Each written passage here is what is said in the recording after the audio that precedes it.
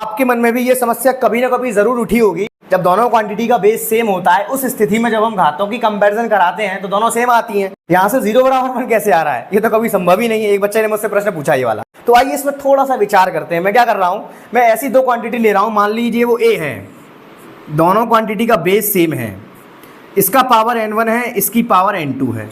थोड़ा सा देखना, अभी मजा आएगा आप लोगों को, कैसे आ रहा है, क्या पढ़ रहे हैं, थोड़ा सा विचार करते हैं।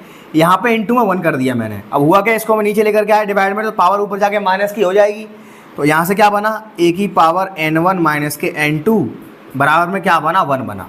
अब मैंने क्या किया, दोनों तरफ लॉग ले लिया। अब क्या करेगा, इसको आगे भेज देता पावर को, तो n1 माइनस के n2 लॉग a बराबर log 1। इसको थोड़ा सा और सॉल्व करेंगे तो यहाँ से मुझे मिला n1 माइनस n2 इंटू में log a, और log 1 का वैल्यू क्या होता है, 0 होता है।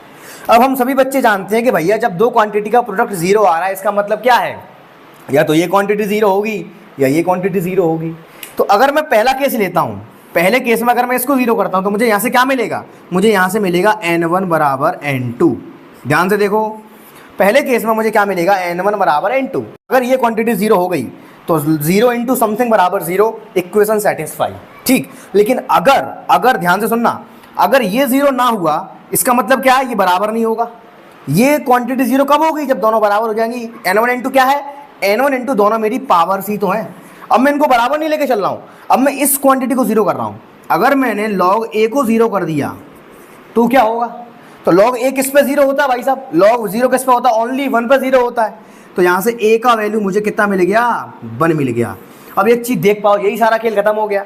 क्या खेल था, a बराबर 1, जब मैं 1 ले रहा हूं बेस को, तब देखो दोनों पावर बराबर नहीं है, दोनों पावर बराबर नहीं है, वो इक्वेशन सेटिस्फाई हो रही है। तो यहां से ये साबित होता है कि अगर मैंने a का वैल्यू 1 कर दिया है तो भाई साहब इक्वेशन तब भी सेटिस्फाई है। लेकिन इस केस में n1 n2 के बराबर नहीं है। तो यहां से क्या सीखे कि जब भाई साहब बेस 1 होता है तो घात बराबर नहीं होती है। ये जो नियम पढ़ते आ रहे हो आप लोग, इसमें थोड़ी सी करेक्शन करने की आवश्यकता है कि आंख बंद करके बेस सेम है तो पावर सेम कर दोगे, ना भाई ना।